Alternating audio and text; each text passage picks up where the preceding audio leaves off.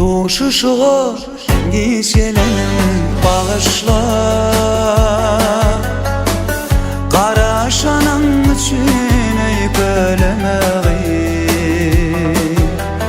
Günahkarım men.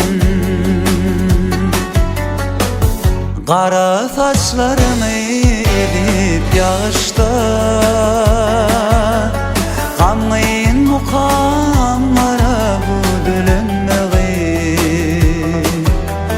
Sebepkarım men.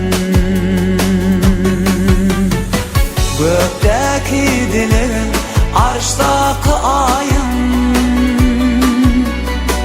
Gel kucağıma mehrim bilen şoyayım, Vefadarım men, Söyün yarım sen.